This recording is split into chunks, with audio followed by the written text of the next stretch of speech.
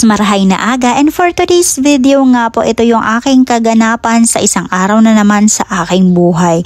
Ilang linggo na nga po akong kinukulit ni Puso na ipagluto ko naman daw siya ng buttered mixed seafoods. Kaya naman nung siya'y sumahod, agad-agad nga kaming pumunta sa palengke para sundin ang kanyang kagustuhan na naman sa buhay. Nga ako nagluto, ang aking si Puso daw ay nabitin. Kaya this time naman daw ay siya'y pagbigyan ko at ipagluto ko nga daw siya noon. At nandito na nga rin po kami sa bayan ng Nagcarlat. Naghahanap nga lang kami mapaparkingan pero hindi pa rin nga kami parehas naliligo.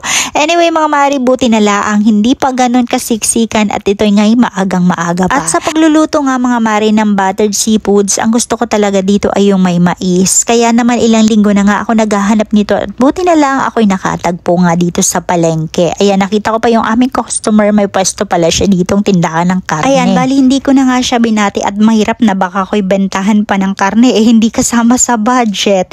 Anyway mga mari, pagdating nga namin sa bahay, eto naman yung agad isinalang ni Puso. Diyos ko po, ikalasing kulang pa nga po sa tubig yung pinalaga kong mais. Sa separate nga na kawali na bagong-bago, nagpakulo lang ako ng tubig at hahablusan ko nga lang po dito, lulutuin ko ng ilang minuto yung ating crab. At dahil si Puso nga yung nagkikrave ng ganitong luto, kaya siya naman yung pinagtadtad ko ng bawang. Alangan naman ako laang yung mahirapan. At pagkatapos nga po ng ilang minuto, luto na yung ating crab. Bali, hindi ko nga po itatapon yung pinagpakuluan at dyan ko na din lulutuin yung ating tahong. At lulutuin ko nga lang po ito ng ilang minuto hanggang sa bumuka yung tahong. Pagkatapos nga mga mare, sa isa pa rin kawaling bagong-bago, dun pa rin ako nagisa ng ating butter. At bali, inilagay ko na nga rin po dyan yung ating bawang at mga pampalasang sangkap. At dahil nga po wala nga po akong Cajun sauce, ang gagamitin ko ngayon ay oyster sauce. At dahil nga sobrang mahilig dito sa maanghang sa amin, kaya naman dinamihan ko talaga ng sili. Ewan ko naman kung hindi aawit. At eto nga po yung luto, nasarsa pa lang ay ulam na.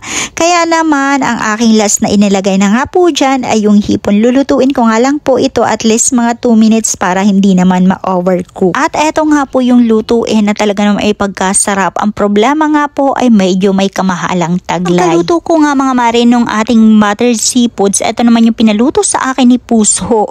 Bali magpapaluto nga siya this time ng Bicol Express. At ang aking inuna na nga po dyan, pinakuluan ko na nga po pala yung pisngi ng baboy. At eto nga po yung iba pang mga sangkap. At dahil maanghang nga po talaga ang Bicol Express, para naman dito sa aking lutuin ay pinaka-main na yarang ingredients dito yung mga mare ay yung sili. Ayan na nga din po pala yung alamang na hinugasan ko na ng 2 beses kanina para nga po mawala ng gasino, lansa at saka malambot na nga yung baboy. Tsaka naman ako nagisa ng bawang at saka ng sibuyas. Bali dito ko na nga din po siya gigisahin sa lumabas na mantika galing doon sa ating baboy. At sunod na nga din po yung ating siling panigang at saka yung siling labuyo bago nga po inilalagay yung ating pork cubes. At kasunod na nga din po dito yung ating paminta bago yung alamang na ating hinugasan na kanina. At lulutuin ko nga lang po diyan ng ilang minuto yung ating alamang hanggang sa maging ganito nga po yung kanyang itsura bago ko lalagay yung ating kakanggata. At para nga po sa dagdag aroma, bali maglalagay nga lang po ako ng 3 siling panigang.